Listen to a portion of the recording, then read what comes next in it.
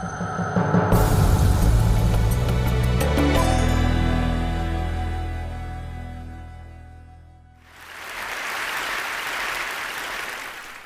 and welcome to this special edition of Shed Talks, the Easter edition. Today it's day 3 and we're looking at Mark 14 verse 3. And while he was at Bethany in the house of Simon the leper, as he was reclining at table, a woman came in with an alabaster flask of ointment of pure nard, very costly, and she broke the flask and poured it over his head. It appears that Jesus didn't go into Jerusalem on the Wednesday of what we now call Holy Week, choosing instead to spend the time at Bethany. He certainly was at Bethany that evening as he had an engagement, an evening meal at the home of a friend. Reading these verses, it's very easy to skip over the facts as the story unfolds. Many people will remember this episode, but how many will remember the location? The home of Simon the leper. It means nothing to us now, but going to Simon the skin disease sufferer's house for tea, well, that sounds quite attractive, doesn't it?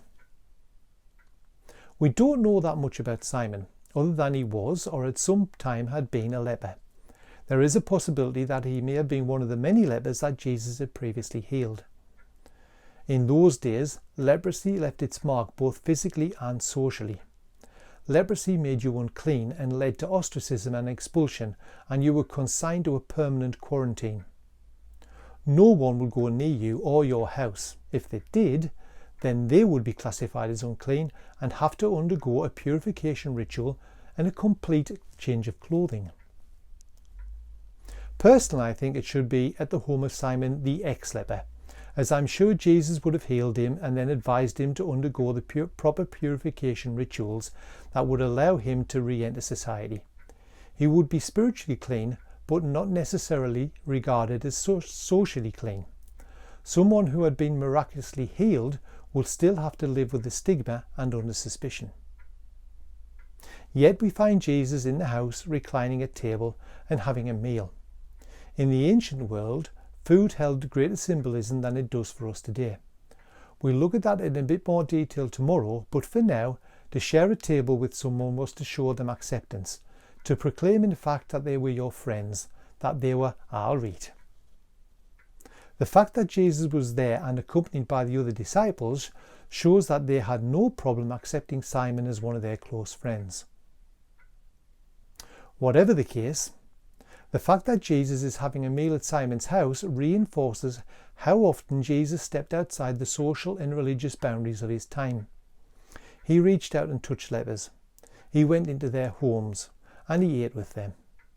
This is a demonstration of just how far Jesus was prepared to challenge the taboos of his day in order to include the excluded.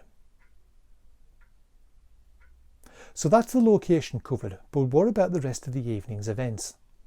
There are different accounts of what happened, but the essence of the tale is that while Jesus is sitting at the table, a woman comes up to him and breaks open a jar of expensive perfumed ointment, pours it on Jesus and then wipes it with her hair.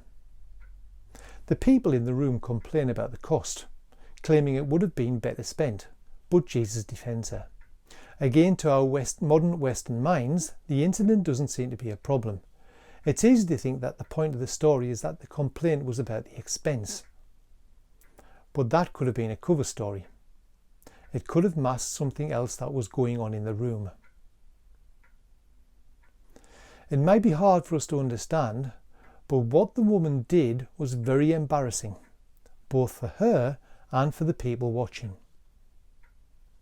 First, I'd like to address the confusion that there seems to be in the Gospel accounts. The story is mentioned in all 4 of the Gospels, but the details differ from story to story. Matthew agrees with the time and location given to us by Mark. John says it happened in the home of Lazarus, naming his sister Mary as the woman involved. Luke records it much earlier in Jesus' ministry in Capernaum with a different lady altogether. We are probably dealing with 2 separate incidents which share similar elements and may have become somewhat confused. Do we know who the woman was? Not really, but it is a fair assumption that it is Mary, the sister of Lazarus. From what we see of her in the Gospels, it certainly seems to be the sort of thing that she would do. Anyway, Mark tells us that Jesus was reclining, which means that he was lying on one side, and the inference is that the woman came up behind him and poured the perfumed oil over his head. And not just any perfumed oil. We're told it was nard. Now, nard was imported from the Himalayan mountains in India and would have had to travel thousands of miles to get to this small village outside Jerusalem. It was contained in the equivalent of a very fancy perfume bottle, and the fact that she broke the jar meant that all of it had to be used. We don't know how she came by it, but it was very expensive, and it must have been a prized possession that would only be used on a very special occasion. We probably can't understand just how scandalous this act was. The fact that she had interrupted the men while they were at the table was bad enough. She should have just been serving the food and staying in the background. But she put herself front and centre and then embarrasses herself by wasting money and degrades herself by, according to the account in John's Gospel, wiping the perfume with her hair. It's almost as if she was the only one in the room who got it, who had an inkling what was going to happen in the next few days.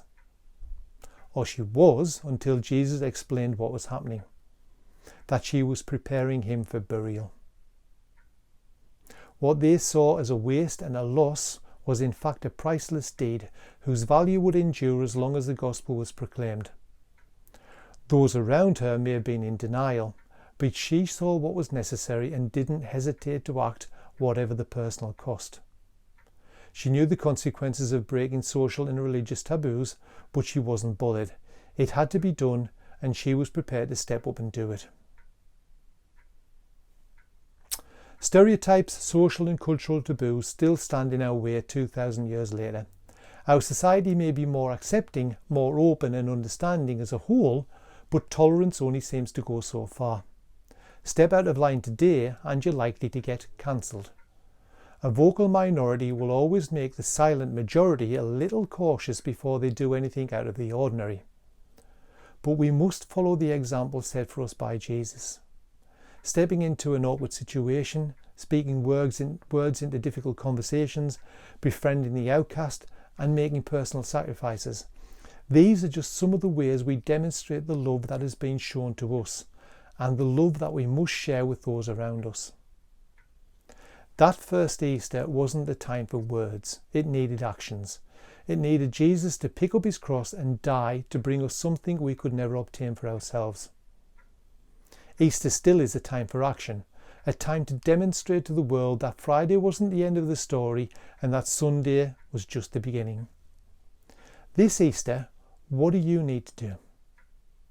What attitudes do we need to change? What taboos do we need to challenge? What price do we have to pay? To love, to reach the lost, the lonely, the marginalised, and to include the excluded is going to take a major commitment from us. But it has to be done. Are you? Are we prepared to do what it takes to get on and do it?